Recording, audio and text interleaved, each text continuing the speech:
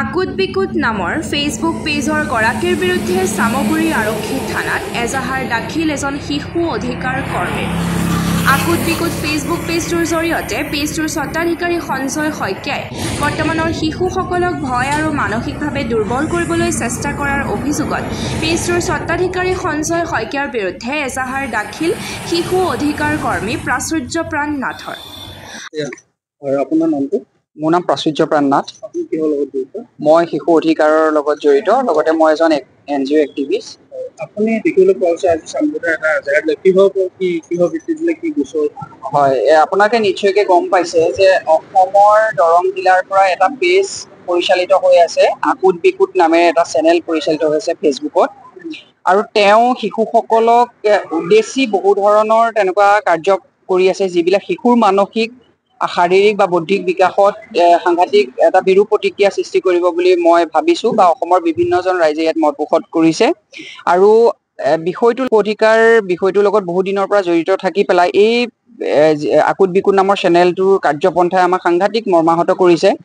আমি বাৰে বাৰে তেখেতক ফেচবুক পেজৰ কমেণ্টত আমি কৈছিলোঁ যে এনেকুৱা ধৰণৰ কাৰ্য শিশুৰ লগত কৰা উচিত নহয়। আমি সকলোৱে জানো যে 4টা শিশু অধিকাৰ বিশেষভাৱে উল্লেখিত, চাইল্ড ডেভেলপমেণ্টৰ লগত জড়িত 4টা সাংঘাতিক আছে। তাৰ ভিতৰত তেওঁ কোনো ধৰণৰ কাৰ্য ব্যৱস্থা গ্ৰহণ কৰা নাই, অথচ তেওঁ ইলিগেলভাৱে আৰক্ষীৰ পোছাক পৰিধান কৰি তেখেতে শিশুক ভয়ভীতিগ্ৰস্ত কৰিছে। আপোনালোকে পেজটোত যদি যায় দেখিব যে তাতে এজন শিশু গৈ পুখুৰীত পৰি গৈছে। সেইটোৱে মই ভাবোঁ যে বহুত বেছি এটা বেয়া কাম হৈ আছে বৰ্তমান।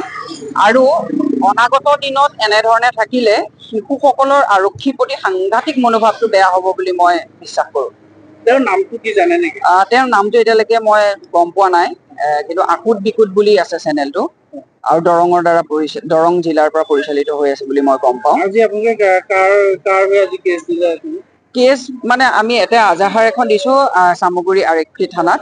আৰু এইটো হৈছে সমগ্ৰ শিশুসকল, অসমত তথা ভাৰতবৰ্ষত যিমানবোৰ শিশু আছে, এইটোতো ফেচবুকত দিয়াৰ লগে লগে গোটেই বিশ্বই পাব। গতিকে সেই শিশুসকলক দিছোঁ, শিশুসকলক ভয় ভীতিগ্ৰস্তৰে নহয়, উদাৰনৈতিকভাৱে শান্তিপূৰ্ণভাৱে আৰু সহনশীলতাৰে আমি তেওঁলোকক বুজাব লাগিব। যিকোনো এটা বিষয়, যিকোনো এটা কথা তেখেতক খুব মৰমেৰে বুজাব লাগিব শিশুসকল। আৰু শিশুসকল সৰু এজন বাচ্ছাৰ মনত যেতিয়া আৰক্ষীৰ প্ৰতি বেয়া ভাৱ এটা আহিব বা আৰক্ষীৰ প্ৰতি ভয় ভীতিগ্ৰস্ত হ'ব, কাইলৈ যদি ক'ৰবাত কিবা কাৰণত এবিউজ হয় বা বেলেগ কিবা কিবি তেওঁলোকৰ লগত ঘটনা ঘটে, তেতিয়াহ'লে